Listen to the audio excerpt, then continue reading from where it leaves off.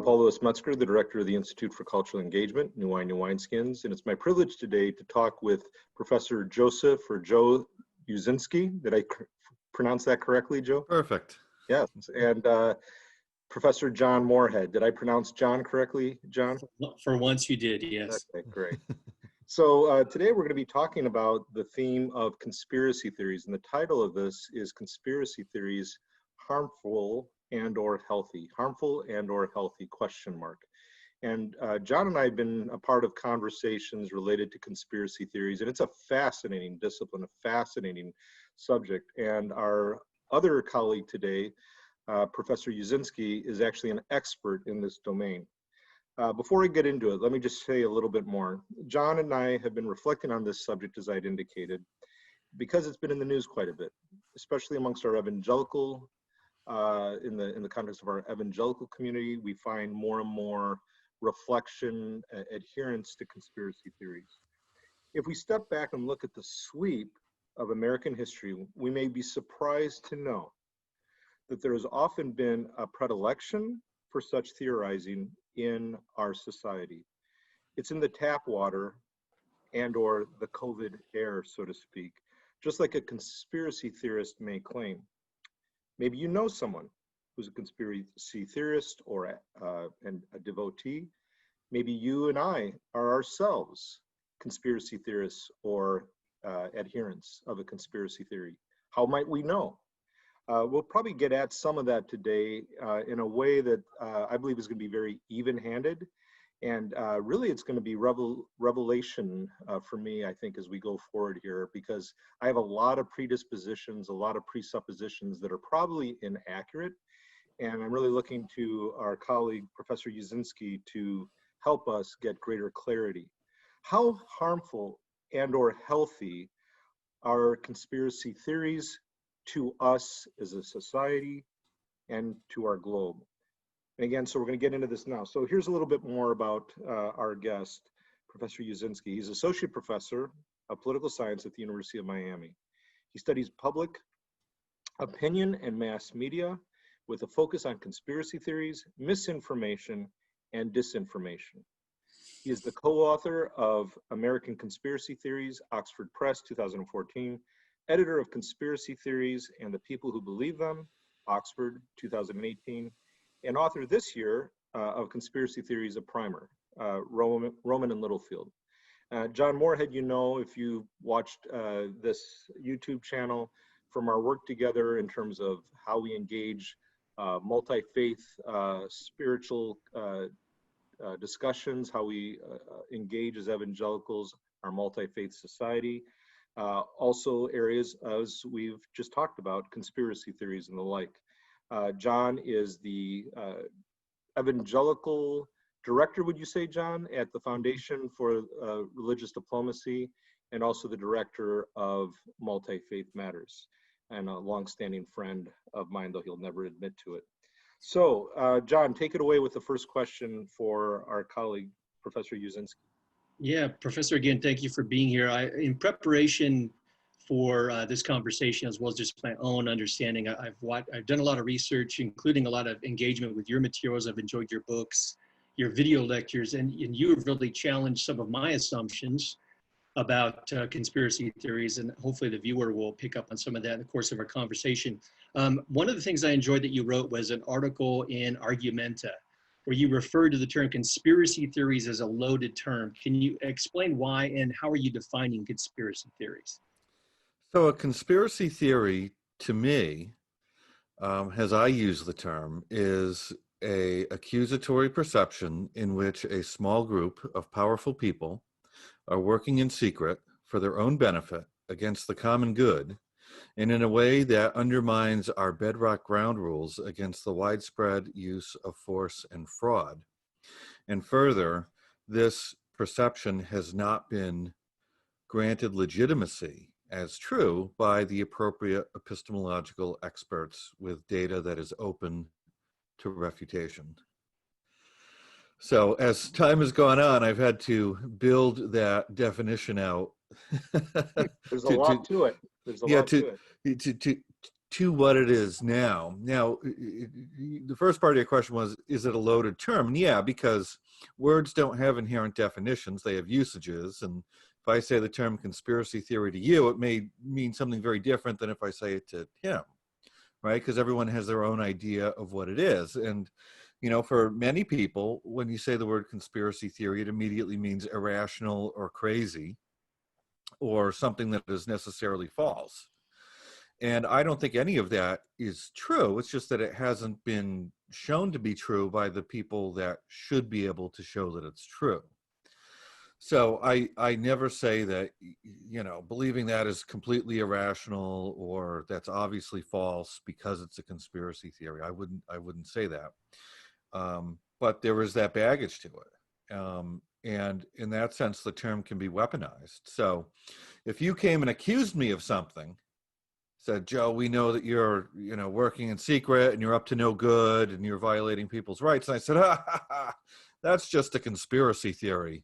You're a conspiracy theorist. Well, that's a powerful weapon I'm using against you because it's turning the discussion away from the evidence against me for what I might have done and essentially puts you on trial and says that you're a kook. Right? And politicians do this all the time when they get accused of some sort of scandal or something like that. Well, that's just conspiracy theory. These are the conspiracy theorists. So it's a good way to deflect, right? Because it can be weaponized in that sense. So I don't like the idea of just dismissing some ideas because we deem them conspiracy theories. Can I do just a little? Can I do just a little follow-up? I hope everybody notices I'm wearing my X-Files shirt for this, just for this interview. So if I'm understanding what you just said correctly, I have a background in the academic study of new religious movements, or what evangelicals prefer to term cults. Mm-hmm. And that itself is a loaded and pejorative term that we often use to stigmatize minority religious groups. Is a similar phenomenon going on in regards to how we're using conspiracy theories? Sure. I mean, it's a stigmatizing term. So most people, when you study the rhetoric used by conspiracy theorists, they don't like referring to themselves as conspiracy theorists. And people often don't like referring to their own ideas as conspiracy theories because there's something there that makes it seem less legitimate or makes themselves seem less legitimate. So people tend to eschew the term as much as possible.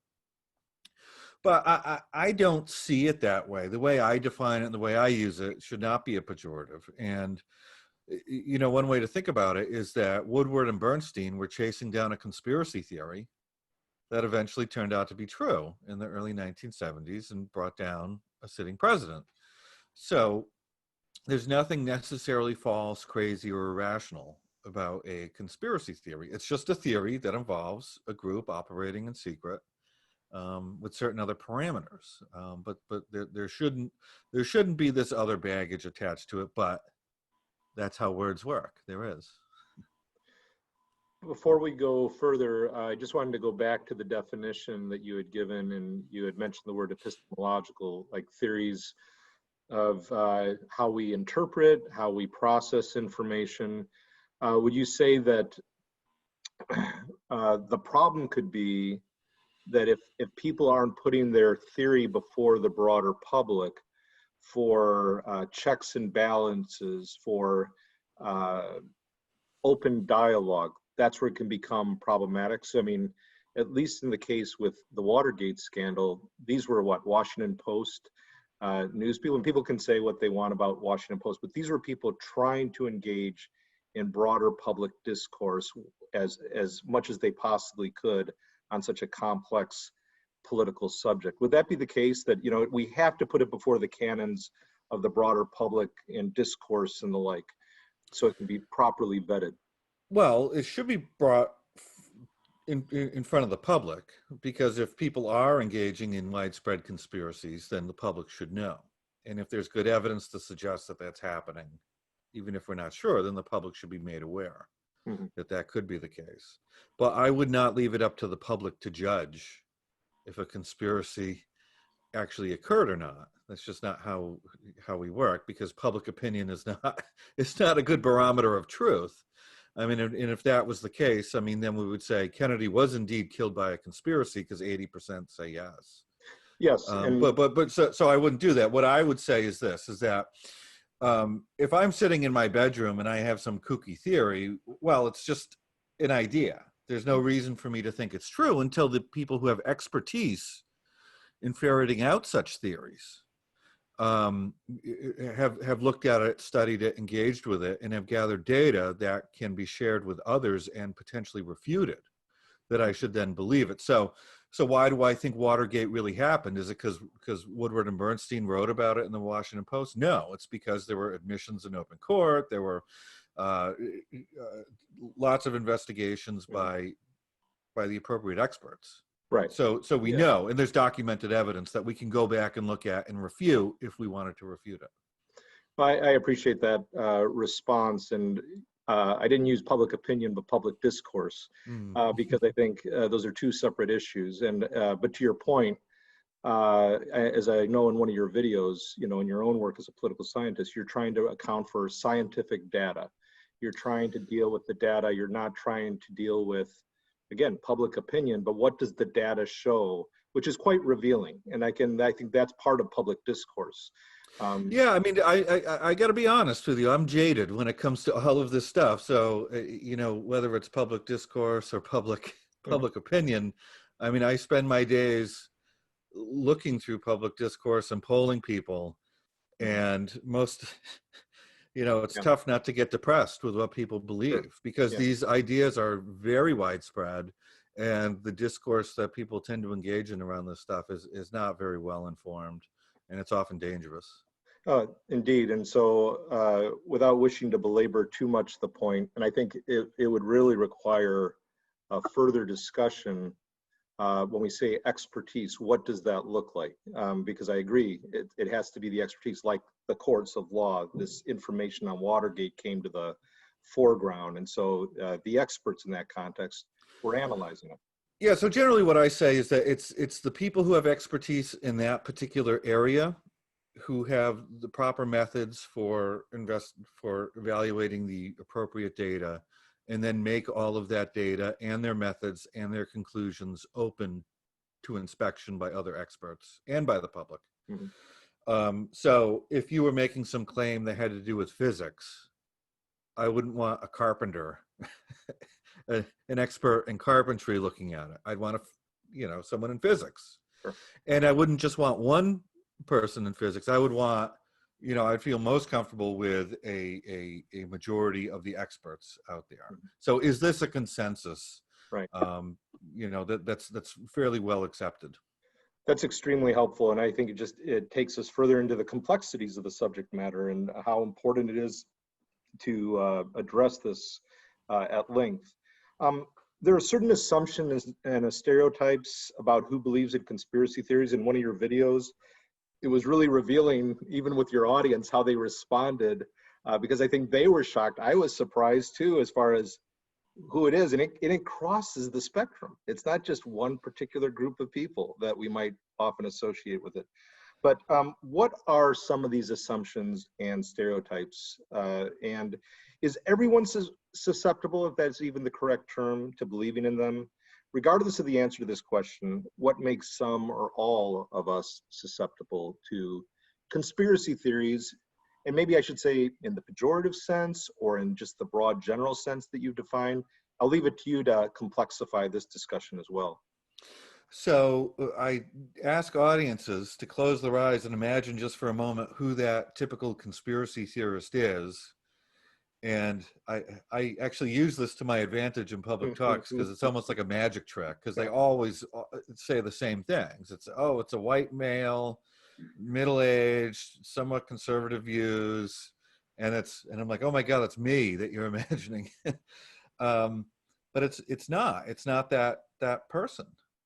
It's anybody. So we often tend to think of, whether it's Fox Mulder from the X-Files or in the fictional world, or Alex Jones in the real world, we're going after a particular demographic in our minds, but it just doesn't hold up in the data.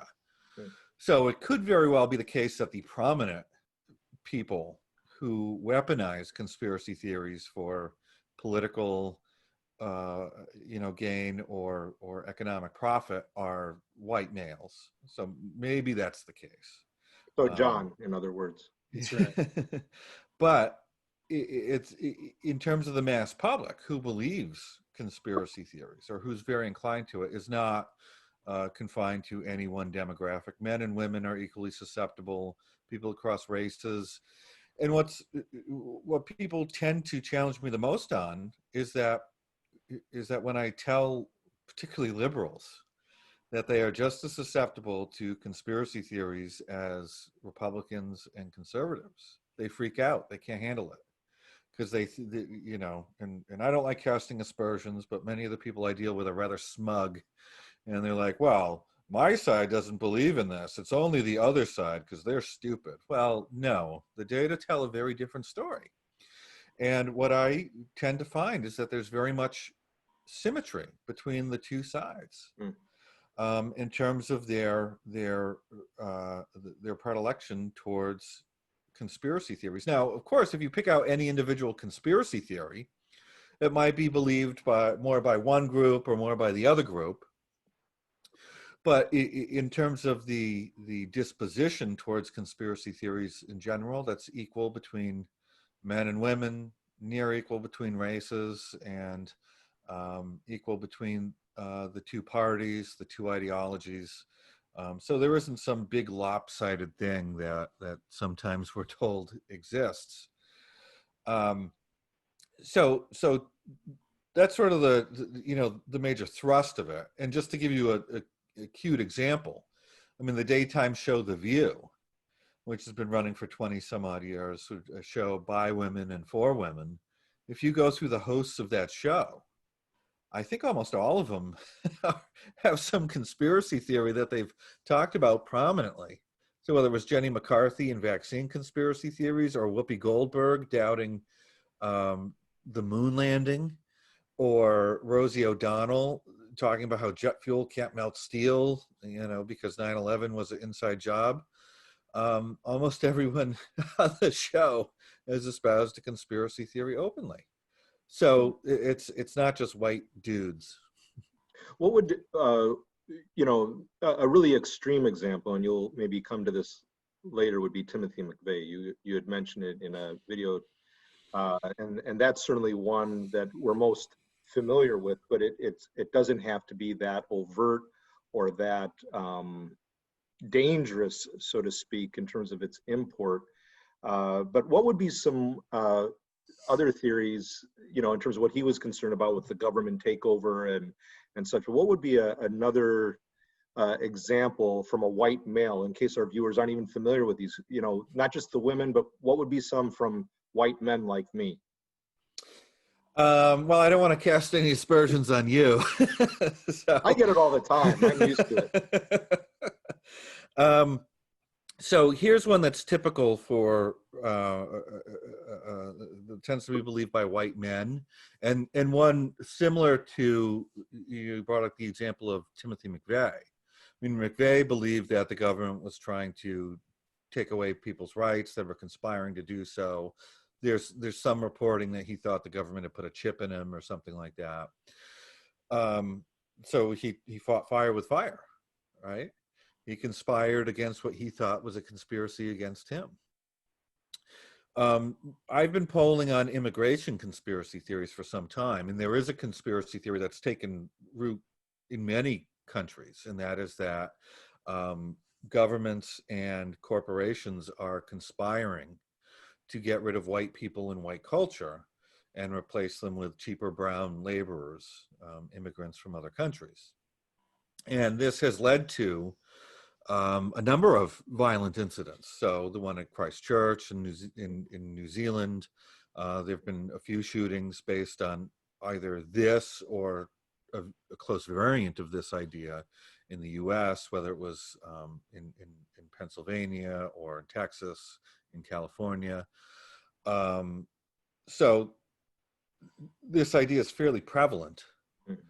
And further, it's actually more prevalent in some other countries, like in Europe. Mm. where ideas about white replacement are near majority ideas that people are holding. And it's a particularly dangerous idea, because if you're going to come to me and say, oh, I think President Trump is up to this or that or the other thing, doesn't bother me that much, because, you know, we should be skeptical to a point of our elected leaders, and our elected leaders are fairly well protected. I mean, Trump has the Secret Service and, you know, the largest military of the world at his disposal. But if we're going to conspiracy theorize about immigrants and minority groups, people who are not well protected, people who are part of vulnerable populations, then you know, just as violence that we've seen over the last 2 years shows us. I mean, these people can be greatly injured, you know, when people act on these ideas. Thank you. That's a very pressing matter and a very important point and to highlight. John, you had a question? Yeah, I appreciate your comments about the symmetry between right and left, conservative and liberal. It's echoed in my own experiences. I've been posting resources on Facebook and social media, including links to some of your lectures and materials. Some of the pushback I've gotten from those on the progressive end have been, well, okay, maybe we all do it, but you've got to admit that the right does it in more extremes than we do. So even when people admit that something's going on, they still want the other side to be more extreme. Could you talk about why this matters? Are they just theories, or do they have negative and possibly, you've touched a little bit on that, but could you go into more depth about the dangerous import, the possibility anyway? What kind of decisions are people making as a result of conspiracy thinking influences, and how is this shaping our society? So I'll tackle the first part of your question first. I mean, people don't like to believe that the other side is just as bad or just as good as their own side. They like to think my side good, other side has some sort of serious problems with it. And what I've been finding is that people on the left, when I tell them their symmetry, they will engage in the same sort of mental gymnastics that conspiracy theorists do to hold on to their belief. So when I say no, what polls are showing is that it's equal between right and left. Well, they say, well, it's important people on the right who are doing it, and not important people on the left, or only, you know, only a small fringe on the left believes it. So it's like, no. And the best example I could give is, you know, people often turn to Trump and say, well, Trump is, you know, has all sorts of conspiracy theories. I say, well, Trump is one person, and I wouldn't categorize him as representative of Republicans or conservatism writ large. And he had an analog in the Democratic Party, and that was Bernie Sanders.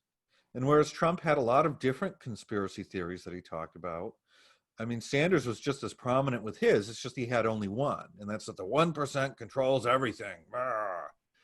And that's a conspiracy theory. And the problem is, when I point that out, people on the left will say, well, that doesn't, you know, that's true. And it's like, no, it's not. No, it's not. There is no economics textbook or political science textbook you will open on this planet that will say, how is the economy run? The 1% controls it all. End of book. Sorry, doesn't exist. Same thing with a politics textbook. How does our government work? Well, the 1% gathers in some shadowy room and controls everything. Sorry, no. And then what people will try to do is then turn Bernie's, you know, rhetoric into something that it isn't. And they'll try to rescue it somehow. But no, his rhetoric is his rhetoric. And when he says the 1% controls everything, they're making it hard for you to survive. They have a greed that knows no end. That's conspiracy theory. That's not rational discussion based on evidence. I mean, we can have normal conversations about wealth inequality, the relative power of the wealthy in politics. Those are all good conversations to have, and there are reasons for us to be concerned. But saying the 1% controls everything is not it. That's garbage, and it should have been called out. And during 2016, what always upset me was that you had Trump going on with his ideas about how the election was going to be rigged, and people saying this is the end of democracy. But they ignored the fact that Bernie Sanders said everything was rigged. Which is more concerning, that one election would be rigged or everything is rigged? I think the everything is rigged is pretty bad. It's really striking. No, Two, it's really striking. Yeah. And it all should have been called out. So I'm not a fan of any of it. But anyway, on to your question about behaviors. If people have beliefs that are disconnected from our shared reality, the actions that spring from those beliefs could be potentially deleterious. So if you don't think, I mean, right now, if you don't think the virus is real, then you're going to act in a way as if, right? If you think that there's a powerful group out to get you, you may very well want to fight fire with fire and take action against them. If you think that, you know, medicine is some sort of scam, you're not going to go to a doctor. You'll find some other way, maybe some alternative healing. If you think that vaccines have hidden dangers that we're not being told about and part of a plan to put chips in our brains or something, then you're not going to get vaccinated. So actions have consequences, right? And if the actions are not tied to our shared reality, then there could be negative consequences to that. You know, John, before you go on to the next question, just back to, 1% control the economy. If the response that comes back to you when you say the textbooks don't make that claim at all, no major press is putting out textbooks with that. And if the response back to you is, well, they're rigged too, to me, that's where we see that trajectory. Same thing with, like, and this will bother some viewers, no doubt, but like on global climate change. Well, it's rigged.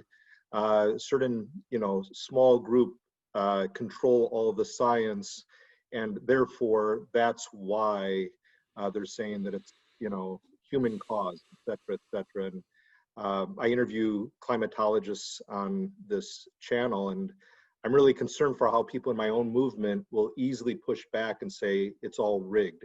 Peer review science is all rigged. Mm-hmm. And I'm thinking, that where's the argument in that? I mean, there's no argument. It's just an accusation. And I think it's the same type of thing, whether it's from conservatives or liberals, when we don't allow for a pursuit of detailed analysis of, okay, let's take that further. Okay, let's look at those books. Let's look at the arguments. Any further thought about that? How we come back in a way that explores, let's pursue expertise. Let's go into this together.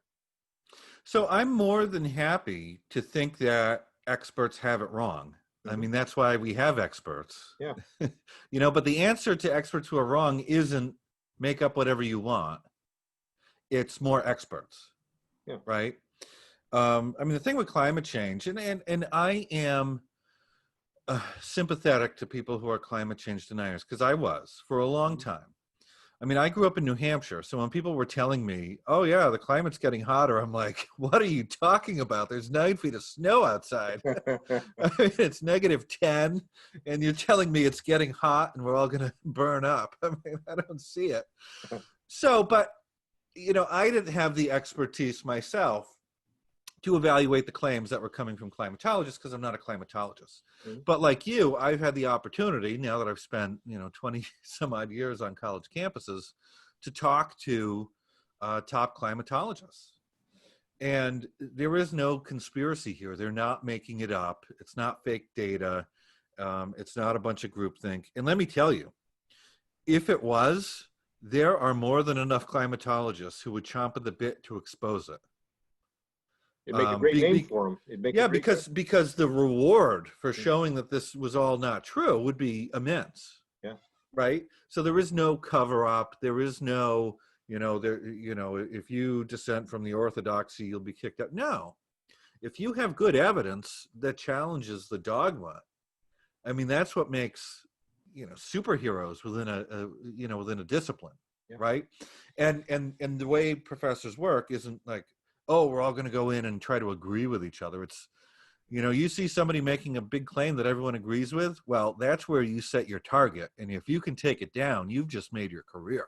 Mm-hmm. So I just don't see what some other people see anymore. Thank you. John, next question, please. Yeah, could you touch on how partisanship and proximity to power play a part, and how might that be tweaked or a little bit different than it was in the past with the Trump administration? So, so partisanship works in two different ways. So when you're a member of a party, it's not that you went through the party manifestos and you're like, I'll choose the best party every 4 years whenever I feel like voting. It's not how it works. I mean, we are brought up to be something, and by the time we're 30, we generally are what we are. Some people will change over the course of their lifetimes, but that's generally the exception to the rule, and there are pretty good reasons when those changes happen. Large forces at play. But most people are what they are. And despite the fact that we are told, that the polls are going up and down all the time, well, most people have their mind made up before the candidates are even announced. I mean, people are fairly predictable in who they're going to vote for over long, long periods of time. And if I know who you're going to vote for this time, I got a 85% chance knowing who you're going to vote for when you're 90. And the world can burn in the middle. So people they have this sense of party that's very strong and ingrained in them. And even though the media will tell you a third or more than that of the country are independents, the best way to interpret that is that a third of the country are liars who are closet partisans who don't want to tell you the truth. The number of people out there who are actually true independents whose vote bounces back and forth, very, very small number. Maybe between 3 and 5% of the country, very small number, but the vast majority of people, whether they tell you up front or not, are going to be voting their party. And how does that work? Well, it's a group attachment that we have that's socialized, it's social psychological, and it works in two ways. We tend to see the world through that group attachment, through forces like motivated reasoning, where we like to see our group is good and the other group is bad, and we're able to twist evidence to always make our group look good. And the other way it works is through taking cues from our political leaders. So when our leaders come out and say, we're taking position A on issue B, well, then that's what we do. And we don't put a lot of thought into it. So people tend to follow elite cues very well.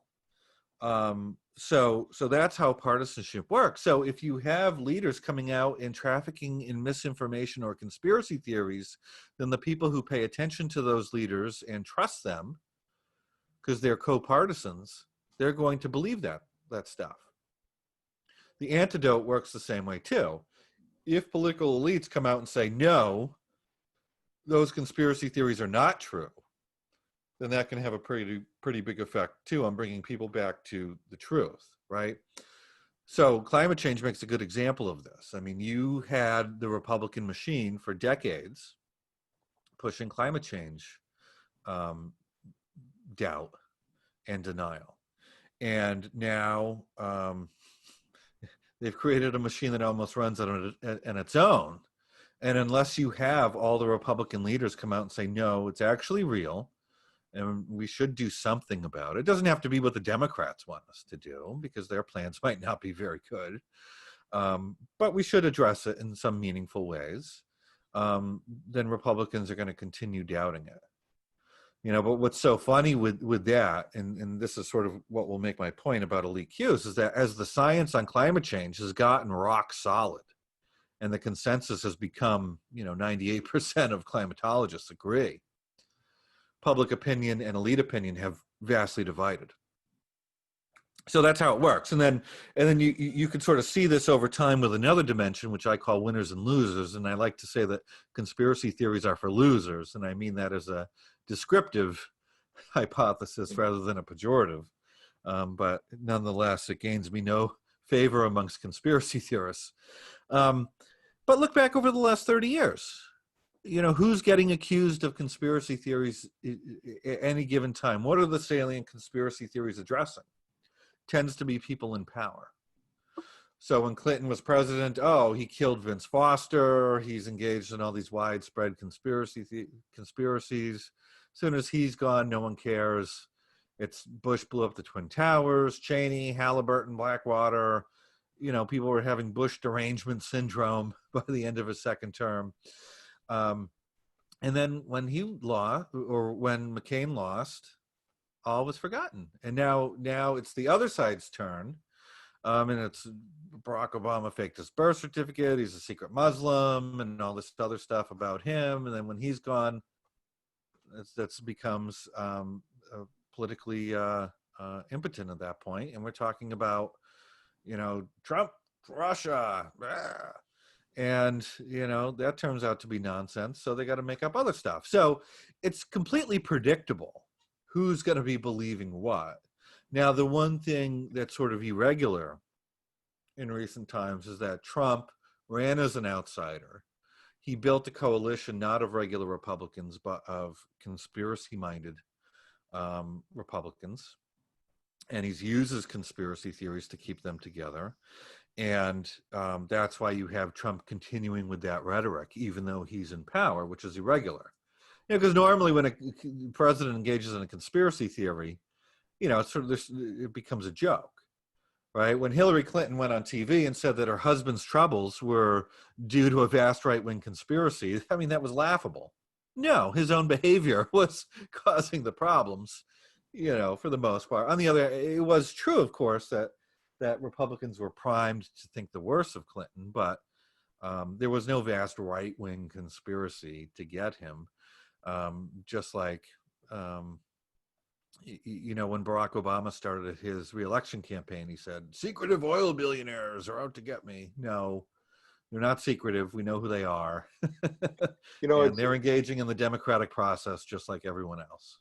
As you said in one video, basically you're an equal opportunity offender. You really are. I mean, you take on both sides, but as I think you seek to do, I mean, if one's engaged with your research, you're trying to do it based on fact. Like you said, you're not trying to use conspiracy theory language to be pejorative when you say it's for losers. It's when it can even be very successful, powerful people who use that rhetoric out of fear of losing or in order for others not to beat them. So it's not losers necessarily in the way we normally think of it. It can be anyone who's under duress, so to speak, or feeling that they're under duress. Even some of the most powerful people in the world, the Clintons, the Trumps, the Obamas, the Bushes, etc. I think there's two levels to think about it. And one is that we have this partisan battle that's going on, and politics ain't beanbag. Nobody wants to be ruled by the other side. Nobody wants people unlike them to have power over them, right? And it's only natural when your side loses that you're going to say we were cheated. Think about any sports match. Who complains? It's never the winning team, because to them it's always hunky-dory.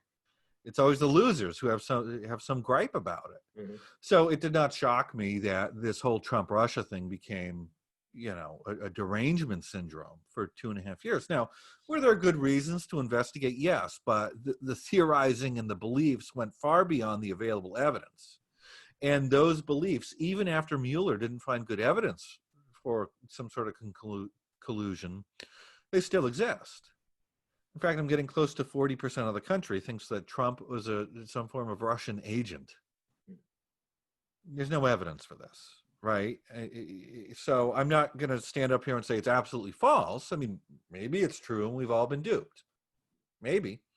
But we spent millions and millions of dollars and had a wide-ranging investigation to ferret this out, and they didn't come to that conclusion. So that's where I'm going to tie my beliefs for the time being until more experts come in with different evidence. But there's a different issue, of course, different context and level, but even President Obama not really being born as an American, and people just don't drop it, right? I mean, those beliefs are still there. Yeah. There's still 1 in 5 Americans buy into that. But I'll say there is a different level to this too, outside of the partisan back and forth that will go on, and that is that there are some people who feel completely disconnected from the entirety of the system. Where they don't see politics as a battle between elites of two different parties or factions. Instead, they see themselves or us as in a battle against a corrupt elite writ large. And for them, they're going to be very susceptible to conspiracy theorizing because everybody's in on it. And that's where you get into populist thought, and sort of these more system-wide conspiracy theories rather than just the partisan conspiracy theories. Thank you. Thank you very much. John, why don't you take up the question about President Trump at this point? You had a question related to that, if you wanted to take that deeper, since we were just dealing with that a minute ago. Yeah. And then I'll come up with and bring out another question. Okay. In your book, Conspiracy Theories, a Primer, your final chapter discusses conspiracy theories related to Trump. You touched a little bit on that, but can you discuss some of these and how the internet has contributed to it? I recently saw a Frontline documentary on Alex Jones and how Trump was drawing upon Alex Jones and conspiracy theories throughout his campaign, and he seems to continue to do that. Is Trump, during however long he's going to be in office, 4 years or 8 years or what have you, is he giving you job security in your research? You know, when people act the most crazy, that's when my phone rings the most. So when I got into this, I was like, oh, this is some weird side topic that nobody's ever going to care about. And it's really off the beaten path of political science and public opinion research. And boy, was I wrong. So here's my story on Trump, is that when he got into the race in 2015, he was up against 20 more Republican, more conservative, more experienced competitors in the Republican primary. So he could not essentially out-experience them. He could not out-Republican or conservative them. He could not compete with them on the normal playing field. So he didn't chase that normal Republican who would be enamored by a Jeb Bush or a Marco Rubio or somebody like that. So he chased a different sort of person. And that was someone who was maybe more skeptical of the political establishment writ large. And that made sense for Trump, given that he had the bona fides to push that image. So if you're Jeb Bush, you can't say you're an outsider who's going to drain the swamp. I mean, you're a total insider. But Trump could. So he flipped everything on its head, and he said, well, Jeb, I mean, you're an experienced politician. That only means you're that much more corrupt. Rubio, you've been in the state house and you're a senator. Only shows you're that much more corrupt. So he used the lack of experience, as if it was a good thing in itself, which is really weird when you think about it. You think you want to pick people that have some meaningful experience. No, he said, no, experience is bad. So he flipped this on its head. And he flipped some sort of loyalty to Republican ideals or conservative issue positions on its head. He said, well, the entire party's corrupt. So he ran against the ideology, he ran against the party, and he ran against experience and said the whole thing is a sham. We're going to drain the entire swamp. So he had no problems running against his competitors by just saying, oh, they're completely corrupt. I mean, he said Ted Cruz's dad killed JFK. So he chased a different sort of person. And his coalition is based on people who have this view that the political establishment is corrupt. And that's what he keeps using to his advantage. So he's going to get Republican votes because he's a Republican, and most Republicans aren't going to vote for Biden. But he's also chasing these people who are sort of have an antagonistic relationship with the political establishment writ large, and that's what he plays into. And if you follow politics closely, one thing you'll notice is that journalists tend to report on this left-right dimension, this unidimensional thing, and you have your left and your right, and anything we don't understand is just an extreme form of this, right or left. But that's not really where politics is at. I mean, the alt-right is not an extreme version of the right. The word alt should tell you it's some other thing. It's not conservative, it's not Republican, it's not right. It's something else that just hasn't been tapped into by the mainstream parties. And whether it's people sort of slightly on the right in some ways or slightly on the left in other ways, I mean, there are politicians who try to grab those people and essentially pull them into their coalition, whether it's Trump doing it, by going after these people, or whether it's Sanders doing it by saying the entire system's corrupt. They're chasing these groups of people and trying to pull them into their coalition. So we have to draw these distinctions between people who like Trump because they like Trump, and people who like Trump because Trump's a Republican and they're a Republican. I mean, those are different things. Let me take it in a different direction. As I had said at the outset today, that we've done some reflection on QAnon, and I'm sure you're very familiar with QAnon and the like. You've already alluded to some more recent conspiracy theories that are in practice, whether it's in pop culture at large or in political sectors, political discourse, political discussion, voting patterns, science discussions, etc. How far back in American history does this go? I mean, it's not just a current phenomenon. I'm a big fan of reading on Lincoln and on MLK. And certainly there were conspiracy theories surrounding them and what they were about that I thought were outlandish, that I think were outlandish. But how far back does it go in American history? So there was no we're time. Wired as Americans this way? Yes. Well, there's nothing. I mean, Americans are exceptional in many ways, but our conspiracy theories are not one of those ways, and we're probably middling in that sense. I mean, I would not say Americans are more conspiratorial than if you go to some other countries, maybe Russia or whatever. All right, but how far back does it go? Seemingly forever. Before the United States united, we had our own conspiracy theories. I mean, people. If you go back to the colonists, you had people crushing and drowning witches because they thought they were conspiring with Satan. If you read through the Declaration of Independence, you have some of the greatest political prose written in the history of mankind, the first few paragraphs, and then it dips off into a bunch of crazed conspiracy theories about the king, which really aren't supported. You move forward a little bit, you have an Illuminati panic. You have a Freemason freak out in the 1830s and 40s. You have multiple Red Scares in the last century. And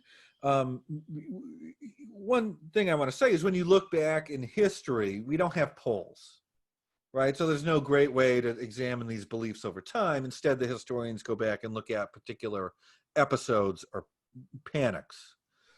But given that, I would say that this is a constant. Conspiracy theories may have been more prominent and more influential before they are now. And we have to be very careful about saying now is the time. Because if you read through the reporting for the last 60 years, every year there's reporters saying now is the time, that we're going off the conspiracy cliff this year, but they've been saying it every year you look. So it can't always be true. It can't always be true. And all of these claims are based on nothing other than, oh, I lick my thumb, put it to the wind, and I feel like it's the time. Well, no, that's not anything for me to believe.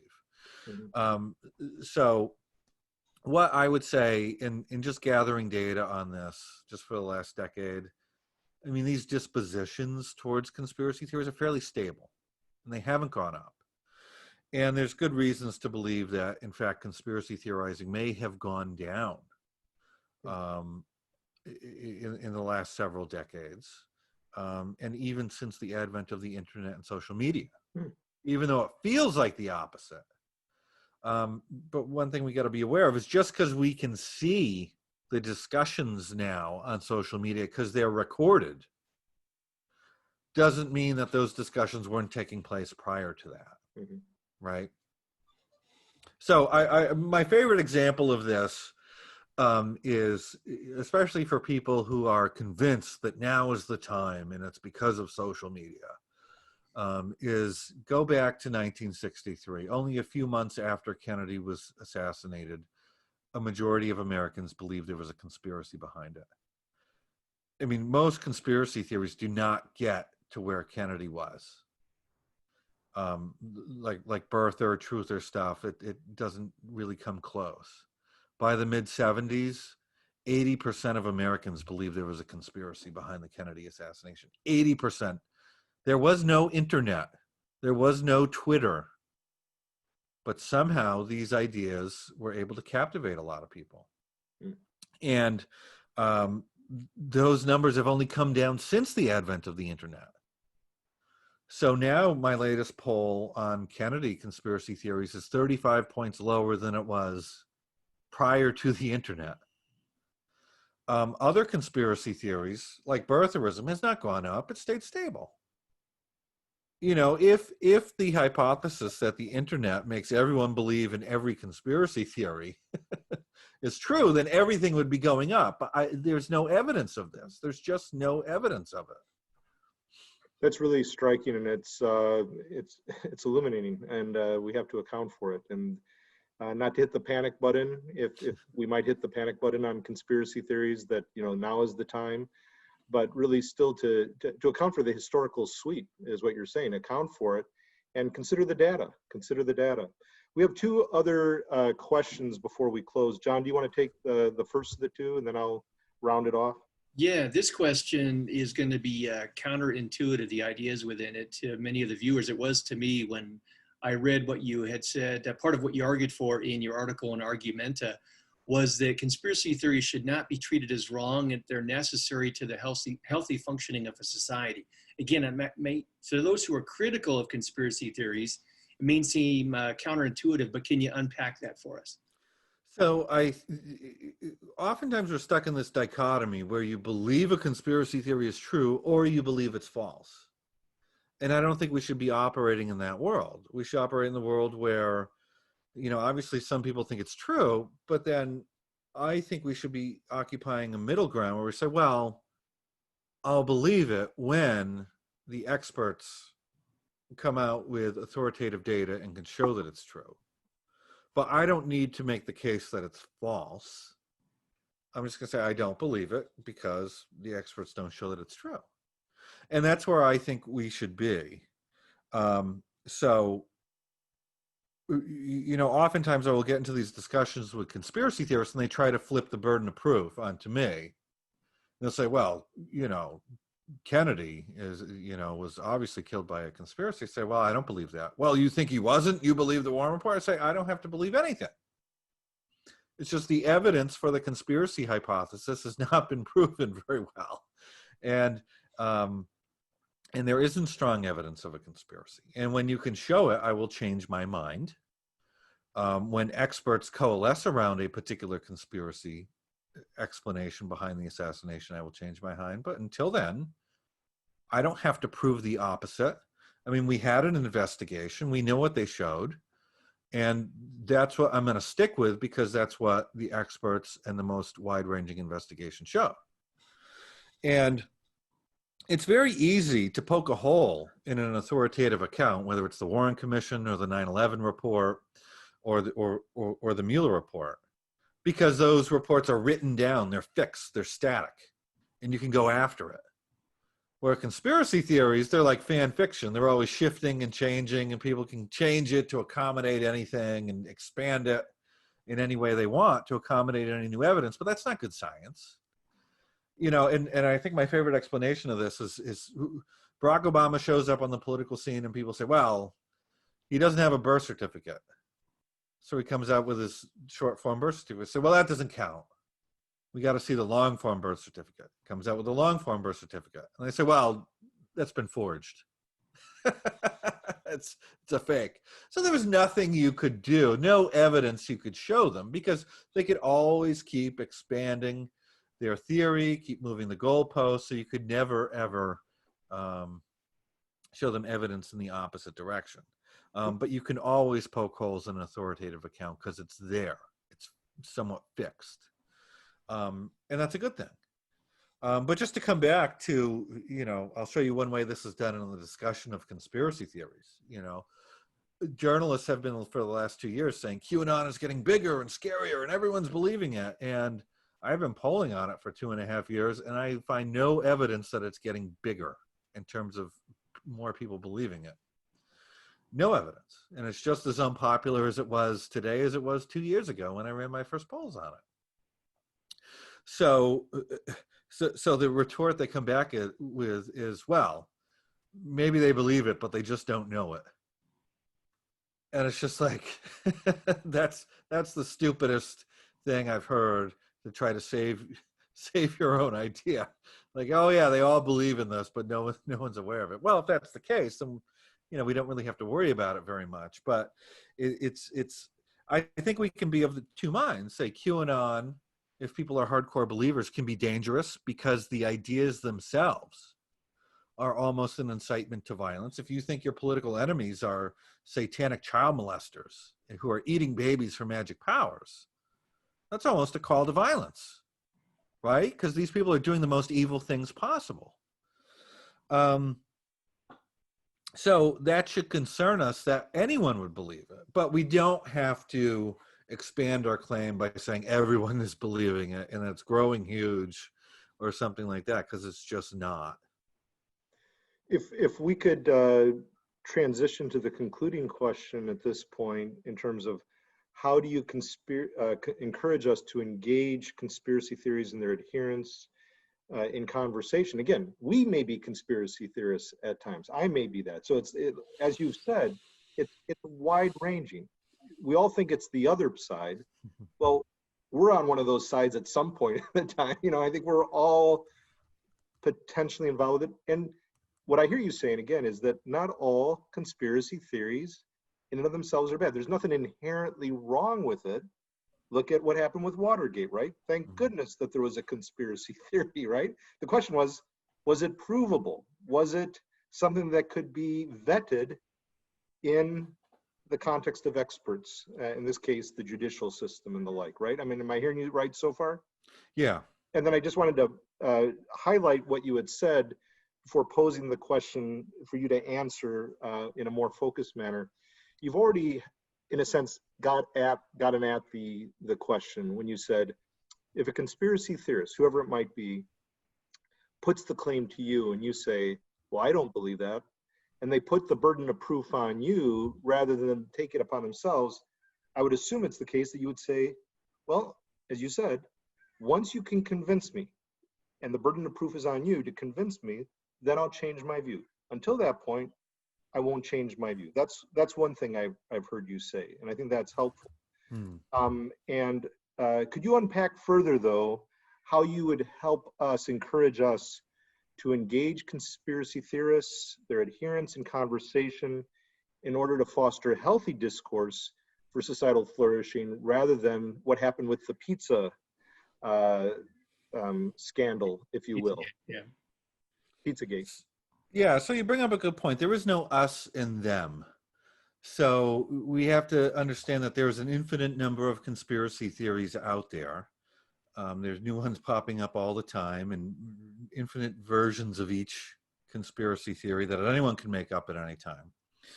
When we poll on conspiracy theories, I mean, we're limited by time and money, so we can't poll, obviously, on an infinite number of ideas. So we can only poll on a handful. But what we find is that the more we ask about, the fewer people in our poll believe in 0 of them. So I polled on 20 some odd conspiracy theories in March, and I think I had 91 or 92% believing at least one. If I was to poll 100 conspiracy theories, I'd probably wind up with 0 people believing in none of them. Right? So we're all going to fall victim to believing a conspiracy theory at some point, at some time, and it's completely okay. It's part of the human condition. So the way that I think we need to address this is by having sympathy and empathy for people who have ideas who are different than ours. And if people want to engage us in discussion, then I think that's fine. I mean, I try to say, when somebody has a conspiracy theory, it's not that you have to convince me, because I'm generally not going to be an expert in that area. What I say is, you will convince me when you convince the experts. When the experts in this area say there was a conspiracy there, then I'll put credence in it. And I have to be like that because I'm a professor. I publish peer-reviewed work in academic journals. I rely on the opinions of the majority of my colleagues. So I just don't get to run off and say, well, I'm just going to believe what I want and to heck with the experts. No, I'm invested in expertise. So when someone comes to me and says, I think I have a conspiracy theory about this, I say, okay, it's not necessarily wrong, and there's nothing wrong with you for having it. And maybe I'll even be sympathetic to the fact that they have that view. And maybe I'll say something along the lines of, well, listen, like you, I want to get to the bottom of this too. And I'm also concerned that there are times where we have been lied to by institutions and experts, and and I think we need to make sure that we're believing the right things. Mm. There's always good reason to be skeptical. But I'm not going to review evidence about jet fuel melting steel. I'm not the person to examine Obama's birth certificate. There are experts who do that, and I need to rely on them. And if we think that the experts got it wrong, the answer is more experts. That's key. That's key. Yeah. And like with Watergate, right? I mean, was it not the Republican Party who actually finally gave way to analyzing Nixon in that regard? I mean, they could have put up opposition more, but they felt it was convincing, if I'm not mistaken. I'm not clear on all the details, but I think they were key, according to one of the Watergate reporters, because they thought there was enough expert perspective that should make them account for this. Is that correct? Yeah, so one good thing about conspiracy theories is that they can help us push for more information. Mm-hmm. I mean, why did the Watergate investigations come about? Why did we have a 9/11 Truth Commission? Why are we releasing more Kennedy documents all the time? It's because you have people actively pushing for this. Now, we don't have to go so far as to believe in a conspiracy theory, but we can at least say, listen, there are reasons that make us want more transparency, more data, more documentation. And that's completely fair. And we should have that. So, thank you. So there is something good coming from the believers, but we don't have to go as far as a belief for those conspiracy theories to actually get us to a good place. And for myself as an evangelical Christian, where QAnon is so much a part of our community, I'm not saying it's widespread, it's taking over, but I think John would agree that there's a pocket, a significant pocket. And, but there's anonymity. That's my concern when it comes to what we're dealing with. And you said scrutiny. And I think we have to present ourselves. We shouldn't stay anonymous forever. There has to be a public engagement, scrutiny, while at the same time, as you said, there needs to be empathy and an inquisitive posture on our part, so we're willing to engage in that discussion. And when there's a concern about the experts maybe getting it wrong, the question is not, should we just discard expertise, but get more experts, get more data. That's what I hear you saying. I think that's extremely helpful. Any pushback on what I just said on any of that? Because I think that's part of the scrutiny. I'm open to being pushed back on this. No, that's exactly what I would say, is that, the answer to if you think that the experts and authorities got it wrong, we don't want to end with conspiracy theories. Mm-hmm. Those conspiracy theories should be used to motivate more data and more experts to come in. And we have to realize the limits of our own knowledge and our own expertise. Like I'm an expert at conspiracy theories in public opinion, but that's it. I'm not going to fix my washing machine or do the plumbing or the electricity because I don't know anything about that stuff. And, so if we're sitting at home on our computer and we have some grand theory about how there's, something going on in some other place, we have to realize the limits. Like, how can we really know and be sure? And if we're going to make these grand claims about how the government is controlled by, Satanists or some other thing, well, I can't know that from my living room. And I would need a full investigation with open evidence that's going to come out. and not just some anonymous person telling me on some anonymous chat room. Thank you. Thank you so much. We really appreciate your time today at New Wine Tastings as we deal with conspiracy theories, harmful and or healthy. We're here with Professor Joseph Uscinski, a professor at the University of Miami and an expert in the area of conspiracy theories. We encourage you to read his works, watch videos as he engages. I have found this fascinating. I've learned a ton just from this one interview. And thank you so much, Professor Uscinski. For John Morehead and myself, Paul Louis Metzger, we're signing off. Thank you and best wishes to all of you watching or listening to this today and beyond. All the best. Goodbye.